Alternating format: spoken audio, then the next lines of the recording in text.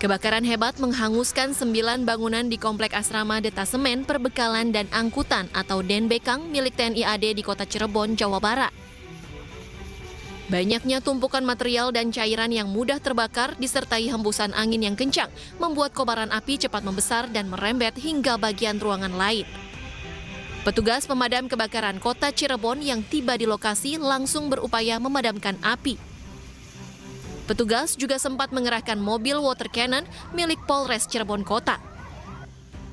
Lokasi kebakaran yang berada di tengah-tengah kota membuat banyak warga ingin menyaksikan kejadian tersebut. Lokasi kebakaran yang berada di tengah-tengah kota membuat banyak warga yang menyaksikan kejadian kebakaran. Api baru bisa dipadamkan setelah 8 mobil pemadam kebakaran dikerahkan ke lokasi. Akibat kebakaran ini, 9 bangunan dan sebuah mobil serta 3 sepeda motor yang berada di asrama Denbekang TNI AD habis terbakar. Datang ke sini keadaan sudah flyover, sudah keadaan penyalaan mantap, ya sudah perkirakan ada sekitar 6 rumah yang terbakar dan ada 3 rumah bangunan tingkat, ya jadi totalnya 9 rumah. Terus kita melakukan pemutusan aliran api ya agar tidak merembet ke yang lain dan alhamdulillah bisa tertangani. Penyebab kebakaran hingga kini masih diselidiki. Sementara akibat kebakaran kerugian ditaksir mencapai ratusan juta rupiah. Dari Cirebon, Jawa Barat, Miftahuddin, iNews melaporkan.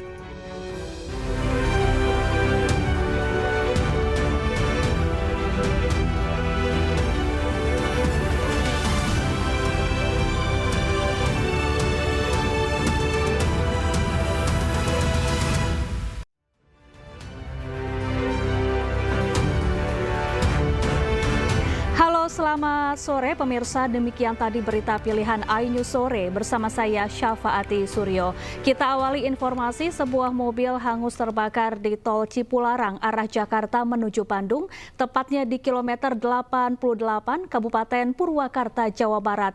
Korsleting listrik diduga menjadi penyebab terbakarnya mobil tersebut. Pemadaman. Kobaran api dengan cepat membesar dan membakar seluruh bagian mobil di tol Cipularang arah Jakarta menuju Bandung, tepatnya di kilometer 88 Kabupaten Purwakarta, Jawa Barat, Minggu pagi. Petugas tol dan polisi PJR Tol Cipularang langsung berupaya memadamkan api dengan alat pemadam api ringan atau APAR. Kobaran api baru bisa dipadamkan setelah petugas pemadam kebakaran Purwakarta mengerahkan 1 unit pemadam kebakaran ke lokasi.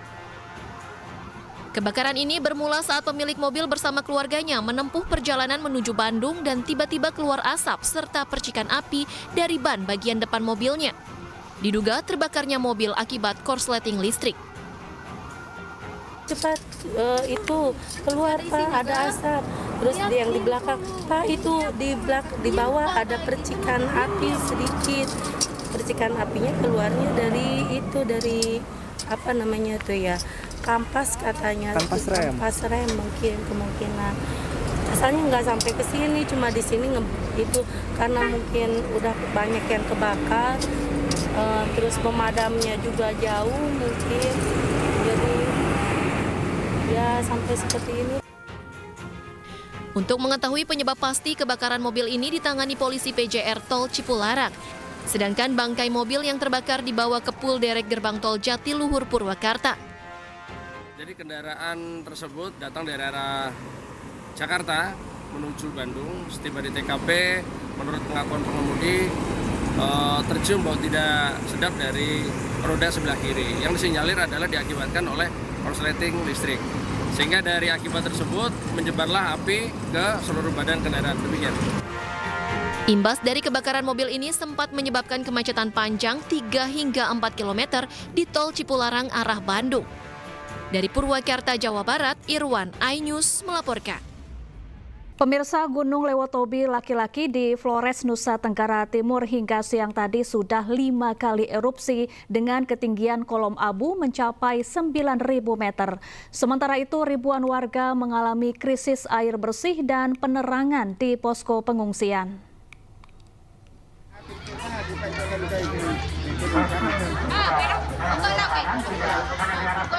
Ribuan pengungsi yang terdiri dari anak-anak hingga lansia ini menempati posko pengungsian di ruangan SDK Saint Pius Eputobi dan 3 tenda yang dibangun BNPB di halaman SDK Eputobi Desa Lewoingu, Kecamatan Titehena.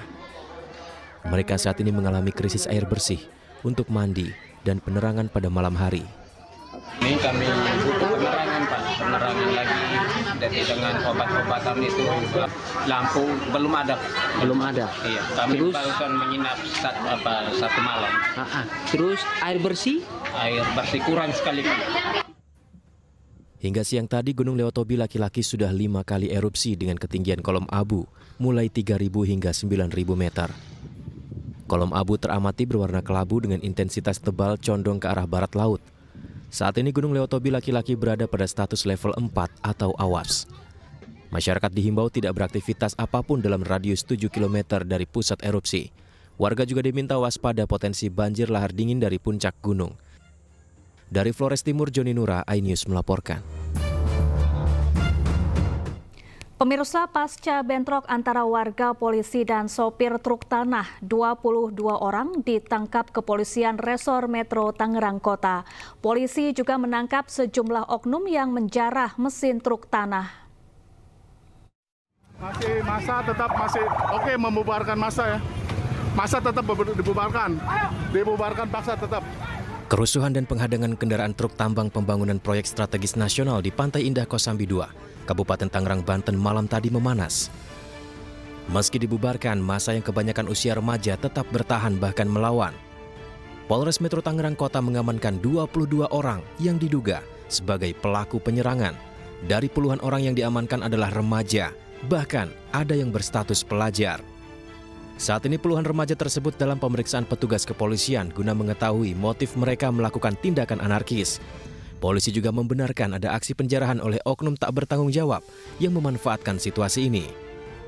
Memang pada saat pengerusakan ini ada oknum-oknum yang memanfaatkan situasi tersebut untuk mengambil baik itu tangki, aki maupun pintu ya. Pada saat kejadian tersebut, dan kami sudah mengimbau kepada masyarakat khususnya sekitar, apabila mengamankan atau mengambil silahkan dikembalikan. Kita kedepankan kegiatan persuasif, dan apabila kegiatan persuasif kami tidak diindahkan ya kami akan melakukan penegakan hukum terhadap orang-orang yang mengambil barang milik orang lain khususnya di truk tersebut. Sementara itu mengenai kondisi korban yang tertabrak truk, polisi mengklarifikasi pemberitaan yang menyatakan korban telah meninggal. Saat ini, kondisi korban selamat meski mengalami luka di kaki kiri dan telah menjalani operasi di Rumah Sakit Umum Kabupaten Tangerang. Masyarakat jangan terpancing isu karena awalnya itu untuk korban saudara Alika itu dikabarkan meninggal dunia, baik itu di media elektronik maupun media sosial. Tentunya itu berita yang tidak benar. Yang perlu saya luruskan bahwa korban Alika ini adalah luka di kaki kirinya, dan alhamdulillah pada pagi hari tadi jam 9 sudah dilakukan operasi di Rumah Sakit Umum Kabupaten Tangerang, dan untuk biayanya ditanggung oleh pemerintah Kabupaten Tangerang. Hingga saat ini polisi terus melakukan pengamanan di lokasi tersebut. Dari Kabupaten Tangerang, Banten, Hasnugara, iNews melaporkan. Sementara itu pemirsa, polisi masih menyelidiki penyebab kebakaran yang menewaskan satu keluarga yang terdiri dari 4 orang di Tanjung Priuk, Jakarta Utara. Polisi juga sudah meminta keterangan 3 orang saksi.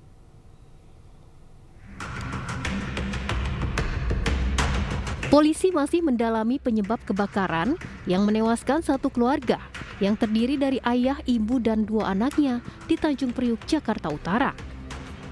Polisi sebelumnya telah menggelar olah tempat kejadian perkara dan meminta keterangan dari 3 orang saksi yang berada di lokasi kejadian. Saat ini sisa puing-puing akibat kebakaran masih terlihat di lokasi yang hanya dibatasi oleh garis polisi. Kemudian para saksi-saksi juga kita sudah lakukan pemeriksaan, kita lakukan oleh TKP bersama dengan unit identifikasi Reskrim Polres Metro Jakarta Utara. Untuk penyebab kebakaran masih kita dalami, namun dari hasil keterangan saksi, dugaan sementara akibat korsleting listrik. Diketahui peristiwa kebakaran di Papanggo, Priuk, Jakarta Utara terjadi pada Jumat dini hari kemarin. Api berasal dari salah satu rumah warga hingga menyambar ke rumah lainnya. 4 orang yang merupakan satu keluarga tewas lantaran terjebak api di dalam kamar di lantai 2 rumahnya. Dari Jakarta, Tim Liputan iNews melaporkan.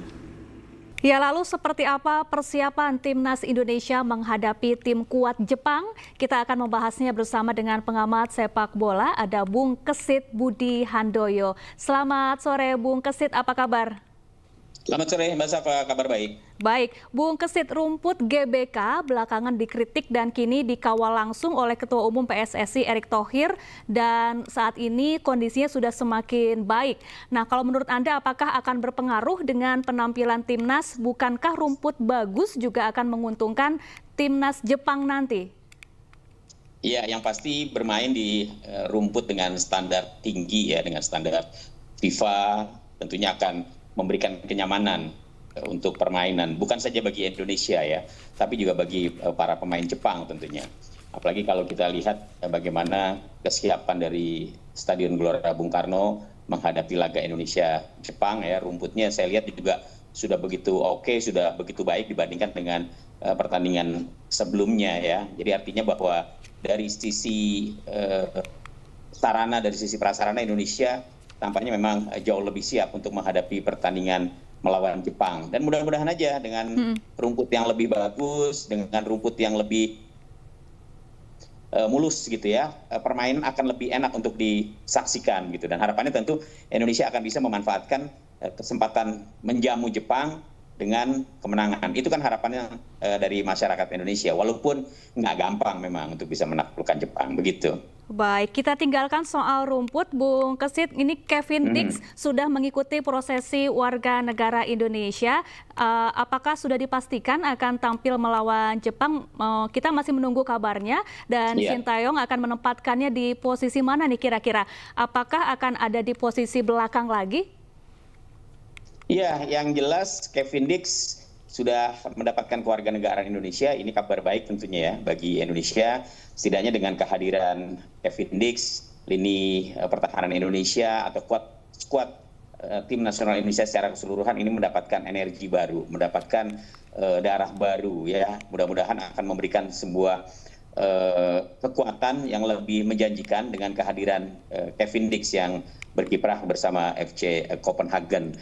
Tapi kalau kita simak apakah kemudian dia akan bisa langsung tampil, rasanya masih belum ya, karena proses perpindahan federasinya masih berlangsung dan pendaftaran untuk menghadapi Jepang kan sudah ditutup tanggal 8 ya, hari Jumat kemarin. Mungkin melawan Saudi Arabia dia sudah bisa tampil. Oh baik, Bung Kesit, kalau seandainya Kevin Dix tidak bermain melawan Jepang nanti, kemudian Mads Hilgers juga masih cedera, lalu bagaimana peluang Timnas Indonesia nanti melawan Jepang?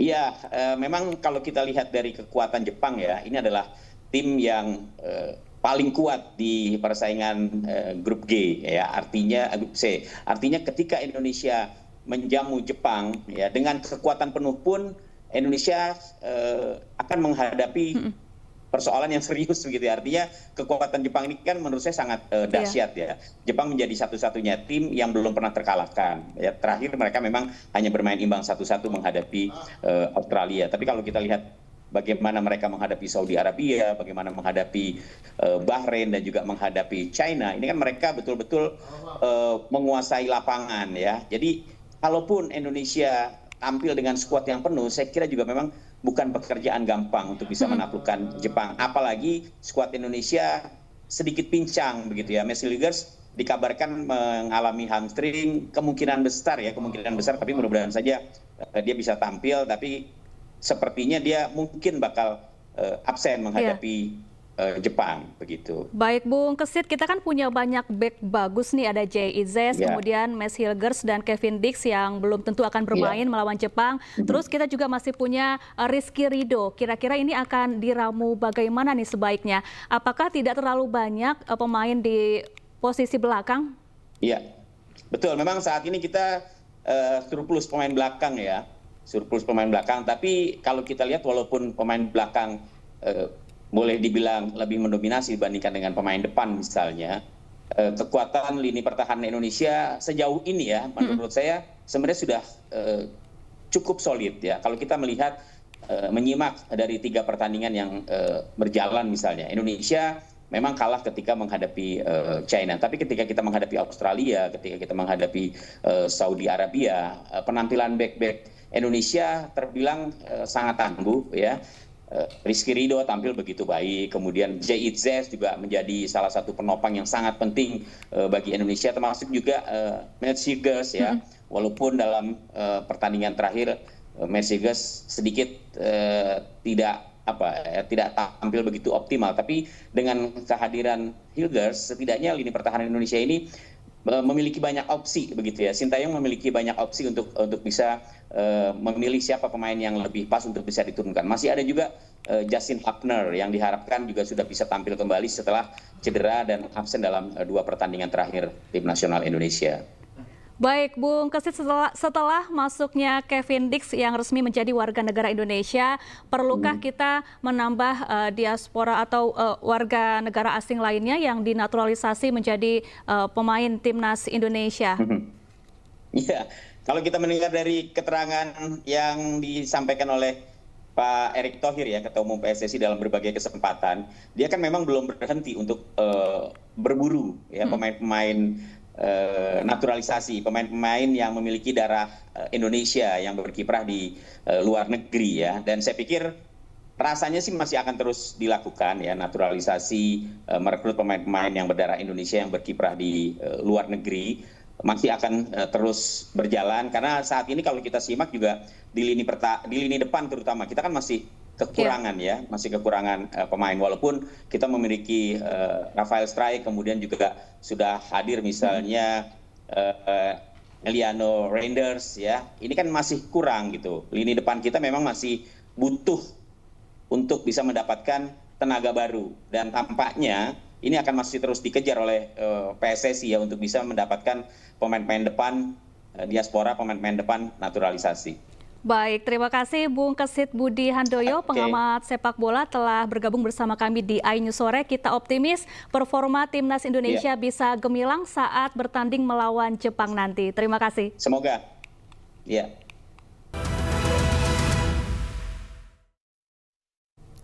Pemirsa, calon gubernur Jakarta nomor urut 1 Ridwan Kamil belusukan dan menerima dukungan dari warga Ciracas, Jakarta Timur. Dalam belusukan itu, Ridwan Kamil berjanji menciptakan 1 juta lapangan pekerjaan bagi pemuda Jakarta serta melanjutkan program KJP yang sudah dijalankan di era Anies Baswedan. Betul? Luar biasa. Calon Gubernur Jakarta nomor urut 1 Ridwan Kamil melakukan belusukan dan menerima dukungan dari komunitas relawan sarana informasi Ahmad Azran Peduli milik anggota DPD Jakarta Ahmad Azran di Ciracas, Jakarta Timur. Dalam kesempatan ini, Ridwan Kamil mempromosikan program unggulannya seperti 1 RW 1 miliar 1 tahun, kredit mesra, dana abadi untuk kebudayaan Betawi, serta menciptakan 1 juta lapangan pekerjaan. RK optimis bisa memenangkan Pilgub Jakarta 1 putaran.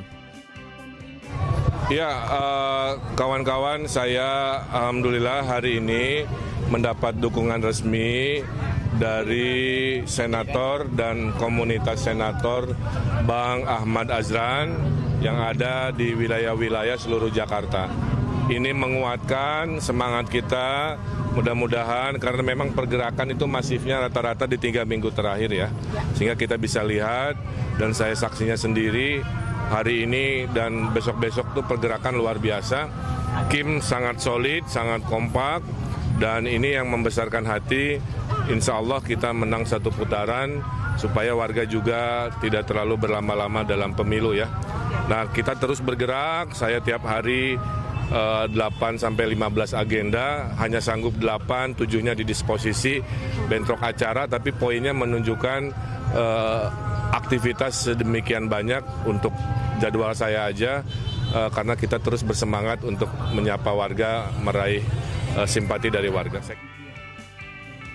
RK juga menegaskan akan menggratiskan sekolah swasta serta melanjutkan program KJP yang sudah berlaku sejak era mantan Gubernur Jakarta Anies Baswedan. Dari Jakarta, Salam Rahmat, Yudi Richard Sutrisno, iNews melaporkan.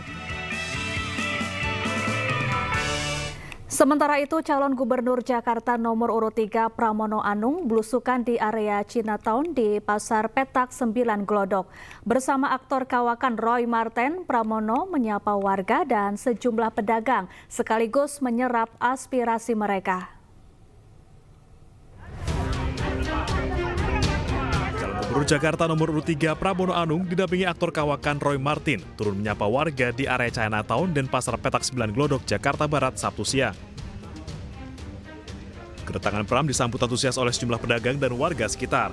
Pram dan Roy juga menyempatkan diri mampir ke sejumlah toko-toko legendaris seperti toko kopi Estaki hingga tempat pangkas rambut kotang yang pernah dikunjungi oleh sejumlah toko seperti Presiden RI ke-7 Joko Widodo. Beberapa kali berbincang dengan sejumlah pedagang di Pasar Petak 9, Pram mengaku mendapatkan pesan untuk memperbaiki sejumlah sarana pasar. Jadi tadi saya menanyakan di pasar dan beberapa toko, rata-rata omsetnya sebenarnya masih stabil. Karena apalagi sekarang ini kan banyak turis yang sedang berkunjung ke tempat ini. Banyak sekali mereka dan mereka minta untuk kalau pemerintahan yang baru untuk fasilitasnya dipermudah lah. Diperbaiki dan sebagainya.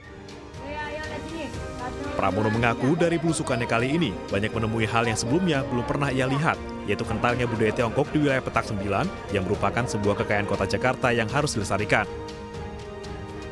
Dari Jakarta, Amrina Rida, Pandu Priyo, iNews.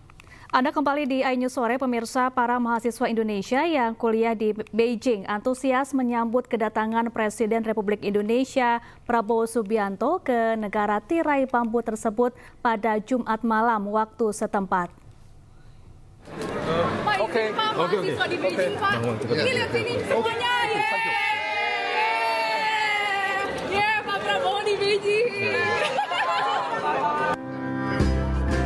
Para mahasiswa Indonesia yang kuliah di Beijing antusias menyambut kedatangan Presiden Republik Indonesia Prabowo Subianto ke negara tirai bambu, Cina.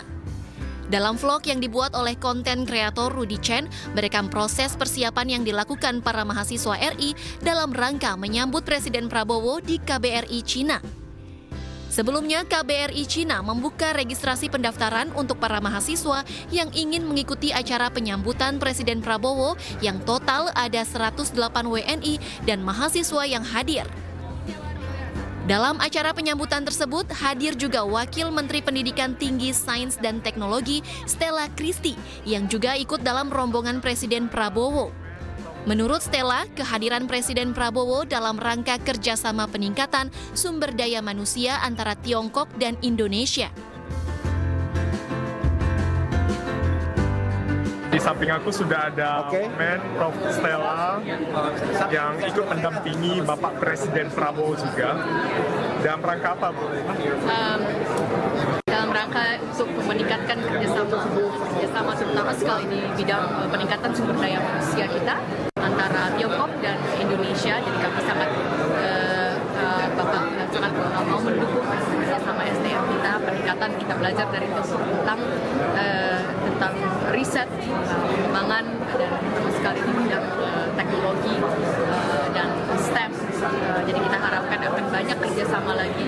Memang sudah kerjasama yang baik sudah terjalin ya, tetapi akan lebih banyak lagi antara Tiongkok dan Indonesia. Adapun agenda Prabowo kunjungan kerja ke Beijing, Cina ini untuk memenuhi undangan resmi dari Presiden Xi Jinping untuk mempererat hubungan diplomatis Indonesia dan Cina di berbagai bidang. Tim Liputan iNews melaporkan.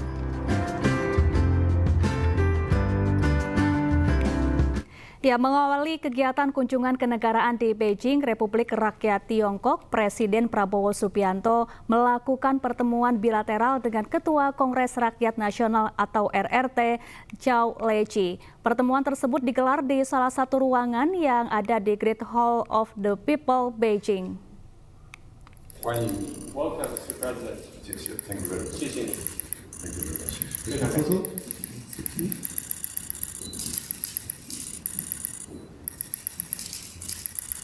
Thank you. Mengawali kegiatan kunjungan kenegaraan di Beijing, Republik Rakyat Tiongkok, Presiden Prabowo Subianto melakukan pertemuan bilateral dengan Ketua Kongres Rakyat Nasional RRT, Zhao Leji. Pertemuan tersebut digelar di salah satu ruangan yang ada di Great Hall of the People, Beijing. Dalam kesempatan itu, Presiden Prabowo mengapresiasi sambutan hangat dari pemerintah dan rakyat Tiongkok yang menjadi simbol penghargaan mendalam terhadap hubungan bilateral kedua negara. Presiden Prabowo juga menyampaikan rasa terima kasihnya kepada Zhao Leji dan seluruh anggota Kongres Rakyat Nasional Tiongkok atas kesempatan dan kehormatan yang diberikan. This is my first official state visit after I've been inaugurated as President of the Republic of Indonesia on the 20th October. I would like to thank the government of the People's Republic of China for sending your Vice President as the special envoy of the government of the People's Republic of China, the special envoy of the President of the People's Republic of China, to my inauguration on the 20th of October. This is truly a great honor. And also, you mentioned also that even before I was inaugurated officially as the President, after winning the mandate, even before I was officially designated the President-elect of Indonesia, your President, your government, kindly invited me and received me with great honor. So yes, this is my second visit to the People's Republic of China this year. Presiden Prabowo Subianto menekankan pentingnya kunjungan kenegaraan ini sebagai bentuk komitmen mempererat persahabatan dan kerjasama antara Indonesia dan Tiongkok. Sementara itu, Zhao Leji menyampaikan ucapan selamat atas pelantikan Presiden Prabowo dan menyambut baik kunjungannya ke Tiongkok. Zhao Leji berharap pertemuan ini akan makin memperjelas dan meningkatkan semangat demi kemajuan kedua negara. Tim Liputan iNews melaporkan. Ya, Presiden Prabowo Subianto menggelar pertemuan dengan Perdana Menteri Tiongkok Li Qiang di Great Hall of the People, Beijing, China. Kunjungi Perdana Presiden Prabowo ini menjadi momen penting untuk memperkuat hubungan antara Indonesia dan China.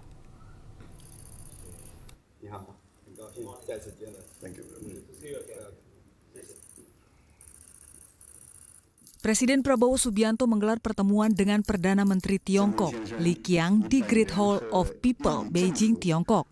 Kunjungan Presiden Prabowo di negeri tirai bambu tersebut menjadi momen penting untuk memperkuat hubungan strategis antara Indonesia dengan Republik Rakyat Tiongkok.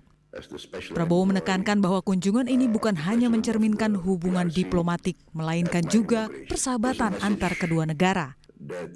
I think this shows the great friendship and the great respect that the People's Republic of China holds towards Indonesia. And I would like to emphasize once again that we consider China to be a very important friend and important partner, not only for now but for the future. Prabowo menyebut sejumlah kontrak bisnis antara perusahaan asal Tiongkok dan Indonesia yang akan segera ditandatangani dengan nilai investasi mencapai lebih dari 10 miliar dolar Amerika. Tim Liputan iNews melaporkan. Ya, untuk mengetahui seperti apa antusias mahasiswa Indonesia di Beijing saat kunjungan kerja Presiden Prabowo di Beijing, sudah ada Ketua Perhimpunan Pelajar Indonesia, Marvel Milenza. Halo Marvel, apa kabar? Halo, selamat malam. Selamat malam waktu Beijing dan selamat petang waktu Indonesia. Marvel, Anda ikut dalam penyambutan Presiden Prabowo di sana dan boleh digambarkan bagaimana suasananya dan seperti apa antusiasme teman-teman mahasiswa Indonesia di sana dalam menyambut Presiden Prabowo Subianto? Iya, jadi di Beijing sendiri kita kurang lebih hampir 100 mahasiswa dan juga gabungan dari mahasiswa, diaspora, staf KBRI dan juga semuanya sangat antusias sekali menyambut kedatangan Bapak Prabowo Subianto ke Beijing. Bapak Prabowo saat menuruni mobil setelah setibanya di hotel juga langsung menemui mahasiswa untuk menyalami mahasiswa. Jadi antusiasme masyarakat sambil memegang bendera Indonesia itu sangat tinggi, sangat terasa euforianya, sehingga kami berharap dapat menyambut Bapak Prabowo dengan suasana yang hangat bagi beliau. Terima kasih.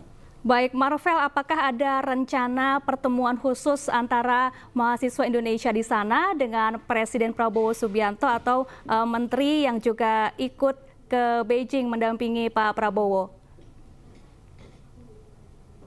Untuk agenda khusus antara pertemuan mahasiswa dan juga Bapak Prabowo sampai saat ini belum ada, karena dijadwalkan Bapak Prabowo akan menghadiri berbagai macam pertemuan yang penting, bahkan sampai jadwal kepulangan beliau besok hari.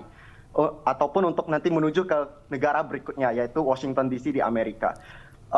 Tapi kami sudah sedang mengusahakan untuk berdialog dan juga melakukan diskusi dengan Bapak Menteri, dan juga apabila memiliki kesempatan tersebut, tentu saja kami akan mengambil kesempatan tersebut untuk berdialog dengan Bapak Presiden. Baik, lalu apa harapan dari teman-teman mahasiswa Indonesia di sana terhadap pertemuan antara Presiden Prabowo Subianto dengan Presiden Xi Jinping nanti? Melihat dari antusiasme dan juga melihat dari hubungan harmonis yang telah dibangun oleh pemerintah Indonesia dan juga pemerintah China, tentunya kami berharap ini akan memberikan dampak yang sangat positif bagi kemajuan Indonesia, baik melalui sektor investasi dari China ke Indonesia maupun nanti jadi ada hubungan timbal balik Indonesia juga ke China di masa depan.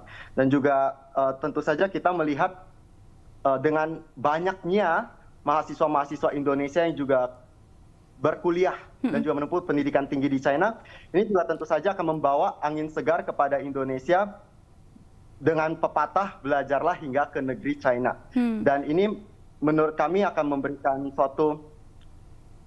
suatu kayak seperti ilmu yang baru untuk diterapkan di Indonesia nantinya. Karena kita dapat melihat bahwa China saat ini sudah sangat berkembang dan juga berkembang dengan sangat pesat. Dan semoga ilmu-ilmu ini dapat dibawa untuk kemajuan negeri tercinta kita ini.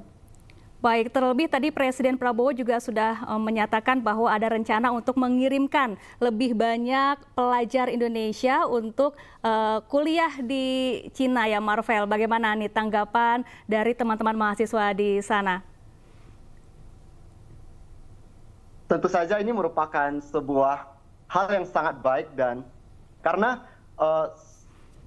hubungan kerjasama untuk mahasiswa ini baik dari pemerintah Indonesia dan juga pemerintah China ini merupakan hubungan simbiosis mutualisme. Seperti pemerintah China memberikan Chinese Government Scholarship kepada mahasiswa-mahasiswa Indonesia dan kuotanya sangat banyak.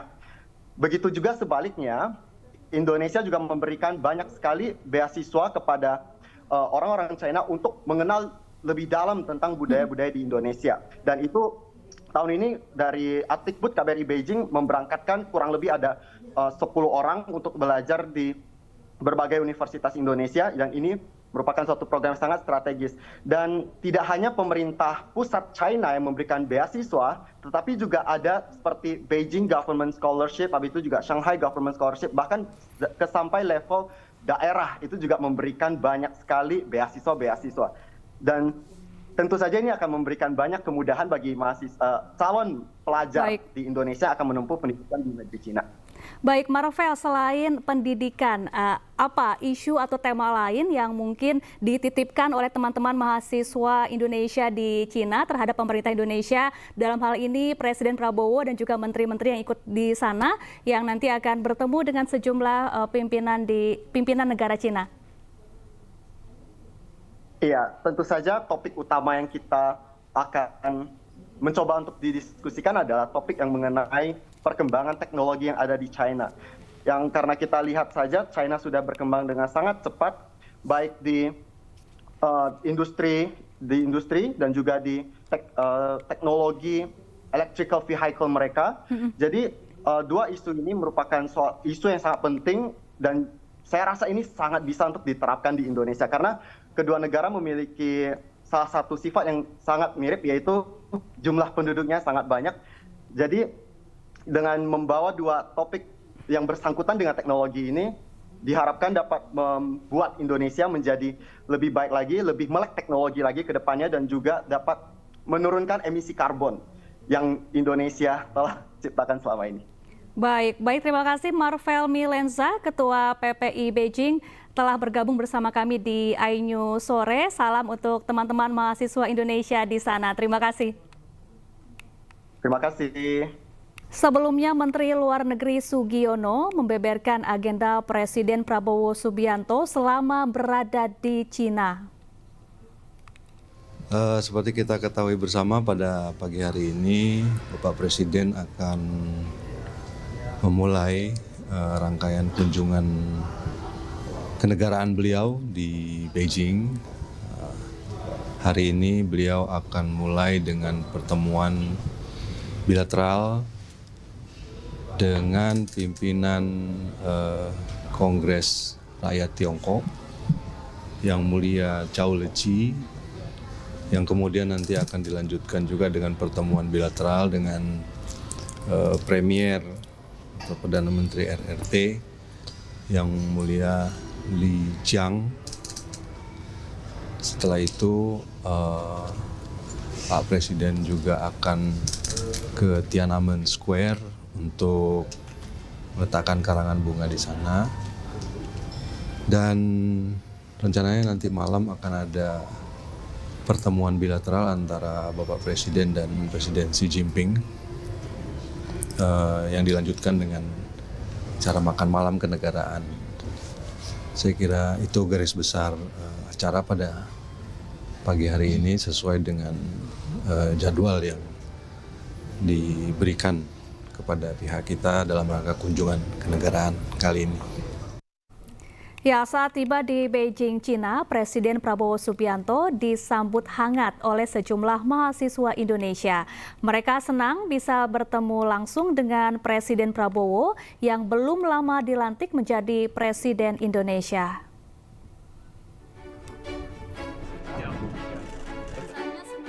Kedatangan Presiden Prabowo di Beijing, Cina, Jumat malam ternyata telah dinantikan oleh para mahasiswa dari Indonesia yang tengah menempuh pendidikan di Beijing, Cina. Sudah berapa tahun di Singapura? Sudah 2 tahun, saya tahun ketiga. Oh, ya bagus. Oh iya? Udah? Tahun berapa? Kedua?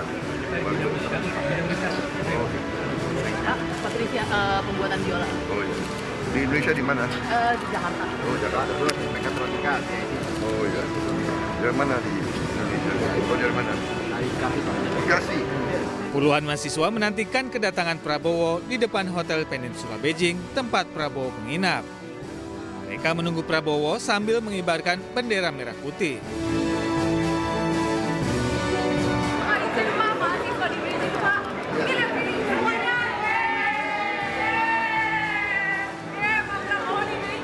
Tiba di hotel sekitar pukul 19:07 waktu setempat, Prabowo seketika menyalami kerumunan para mahasiswa serta melayani foto selfie bersama.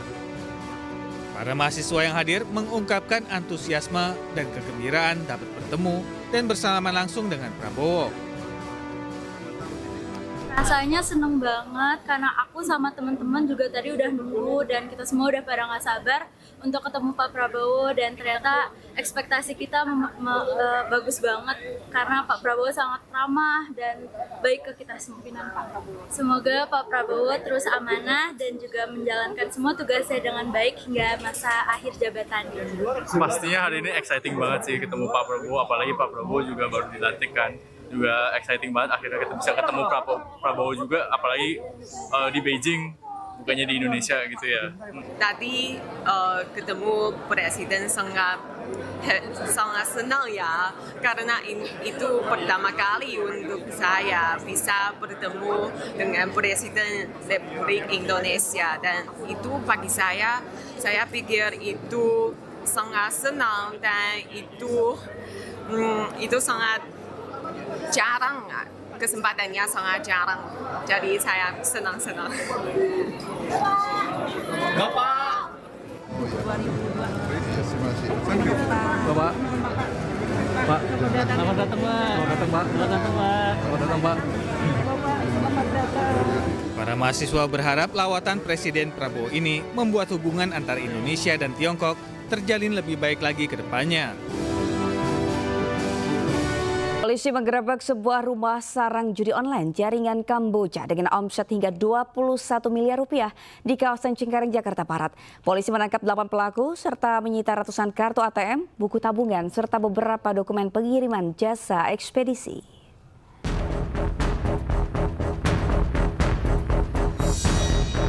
Di rumah berlantai 2 di kawasan perumahan Cengkareng Indah, Kapuk, Jakarta Barat, Kepolisian Satreskrim Polres Jakarta Barat menggerebek sarang perjudian online jaringan Kamboja. Dari lokasi ini, polisi menangkap 8 orang pelaku, berikut barang bukti 35 unit handphone, 700 lebih kartu ATM, 370 buku tabungan, serta beberapa dokumen pengiriman jasa ekspedisi. Penggerebekan ini merupakan hasil pengembangan dari penangkapan awal 4 orang pelaku sebelumnya. Selama 2 tahun 6 bulan, para pelaku sudah beroperasi melakukan transaksi perjudian online jaringan Kamboja dengan perputaran uang judi online sebesar 21 miliar rupiah dalam 1 hari. Perputaran uang di rekening, dalam satu rekening, tersangka pernah melihat kurang lebih sekitar 5 juta per hari. 5 juta per hari. Kalau kita asumsikan ada 4.234 rekening digunakan seluruhnya, maka patut diduga ada perputaran uang dalam 1 hari itu sejumlah 21 miliar rupiah. Sementara itu, warga sekitar dan pengurus RT setempat mengaku tidak mengetahui dengan aktivitas perjudian online yang dilakukan para pelaku yang dikenal tertutup dan tidak bersosialisasi. Gimana Bu? Ngapain Bu? Aktivitasnya saya nggak tahu karena tertutup ya. Nggak tahu. Tapi yang kelihatan itu biasanya ngapain sih Bu? Keluar itu biasanya ngapain kalau keluar? Nggak aktivitas ya, cuman motor parkir rame di depan aja. Ya, itu aja. Tidak hanya terjerat judi online, dari pemeriksaan tes urin para pelaku, 6 orang diantaranya dinyatakan positif mengkonsumsi narkoba jenis sabu. Para pelaku kini dijerat pasal berlapis tentang perjudian online dan Undang-Undang ITE dengan ancaman maksimal 10 tahun penjara. Dari Jakarta, Miftahul Gani, iNews melaporkan.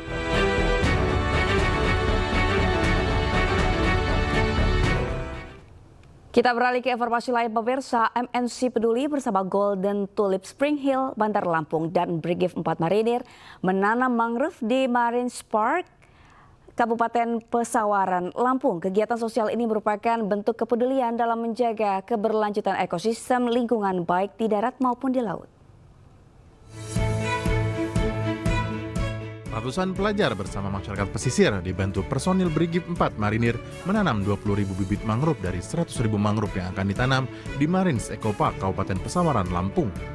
Aksi sosial MNC Peduli bersama Golden Tulip Spring Hill, Bandar Lampung, dan Brigif 4 Marinir ini untuk menjaga ekosistem mangrove yang dapat membantu mengurangi dampak perubahan iklim, melestarikan ekosistem laut dan darat, serta dapat mencegah abrasi yang diakibatkan oleh gelombang laut. Kita mendukung campaign dari SDGs atau Social Sustainability Development Program, di mana salah satunya bagaimana kelestarian alam dan keberlangsungan hidup yang lebih baik sebagai salah satu program dari PBB yang kita dukung. Dan ini merupakan bentuk kepedulian kami dalam mengurangi pemanasan global yang bukan hanya terjadi di Indonesia tapi juga sebagai isu internasional, dan berharap kegiatan ini menjadi contoh juga untuk menggerakkan korporasi lainnya dan juga masyarakat dalam membudidayakan mangrove di Indonesia. Kegiatan penanaman mangrove ini mendapat apresiasi dari pemerintah Provinsi Lampung. Kegiatan ini dapat menjadi contoh bagi seluruh elemen masyarakat agar peduli terhadap lingkungan. Ini adalah sesuatu yang sangat berarti, yang memiliki kontribusi besar bagi penghijauan di sekitar pantai di Provinsi Lampung. Bagi masyarakat, jagalah ekosistem laut dengan sebaik-baiknya, dengan tidak merusak hutan di sekitar pantai, dalam hal ini pohon-pohon mangrove yang sudah ada. Tetapi ikutlah berpartisipasi menjaganya dan menanam kembali. Dalam kegiatan ini, mangrove yang digunakan merupakan hasil dari pembibitan oleh petani mangrove dengan mengolah buah mangrove atau propagul. Hal ini sebagai bentuk partisipasi dalam proses pelestarian budidaya mangrove dan meningkatkan kesejahteraan petani. Dari Kabupaten Pesawaran, Lampung, Ruslan AS, iNews melaporkan.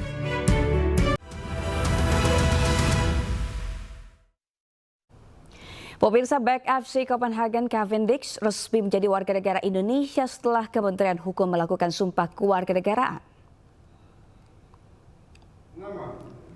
Selain Cavendish, ada 2 pesepak bola putri keturunan yang diambil sumpahnya, yakni Estela Raquel Patic dan Noah Leatomu. Pengambilan sumpah berlangsung di Kedutaan Besar Republik Indonesia di Copenhagen, Denmark. Ketiga pemain siap memperkuat timnas Indonesia.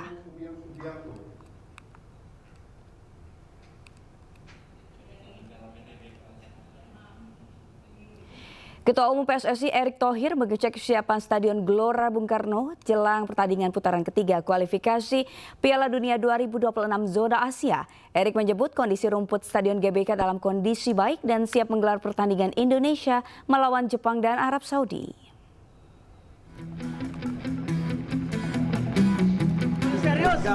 Ketua Umum PSSI Erick Thohir mengecek kesiapan Stadion Gelora Bung Karno jelang pertandingan putaran ketiga kualifikasi Piala Dunia 2026 zona Asia. Erick Thohir menyebut kondisi rumput Stadion GBK dalam kondisi baik dan siap menggelar pertandingan Indonesia melawan Jepang dan Arab Saudi. Alhamdulillah kondisi rumput itu saya rasa terbaik yang pernah saya rasakan. Tinggal menjaga konsistensinya tidak mudah. Ya, tapi saya yakin Pak Dirut, pihak GBK sangat serius dan kami dari PSSI sangat mengapresiasi. Rumput di GBK kita sedang menggunakan teknologi yang kita pelajari baru juga, namanya lay and play. Mungkin Bapak-Bapak, Ibu dapat informasi yang salah. Hari ini saya ingin luruskan semuanya bahwa kita sedang mempelajari teknik rolling. Nah, kemarin ini kita pasang dengan cara meroll rumput-rumput tersebut di SUGBK. Dari roll tersebut maka akan pelan-pelan bersatu dan hari ini usianya sudah cukup matang dan sudah kuat. Kami sudah gunting lagi, udah potong lagi lebih pendek. Nanti sebelum hari H, coach dari timnas juga dari PSSI akan lihat lagi. Jika perlu dipotong lebih pendek, kita akan sesuaikan. Nah, hari ini udah tahap yang prima dan bisa dipakai untuk match timnas kita. Tepuk tangan, gitu dong. Selain memastikan rumput, Erick Thohir juga memastikan kesiapan sarana dan prasarana stadion menyambut laga penting timnas Indonesia. Saat ini ada 103 kamera pengawas dengan kemampuan pengenalan wajah di sejumlah titik stadion yang dipasang di Stadion GBK. Sementara itu, tiket pertandingan antara timnas Indonesia melawan Jepang sudah terjual lebih dari 60.000 tiket, sedangkan laga melawan Arab Saudi hanya tinggal menyisakan 2.000 tiket saja. Dari Jakarta, Abdul Aziz Yudi Permana, iNews melaporkan.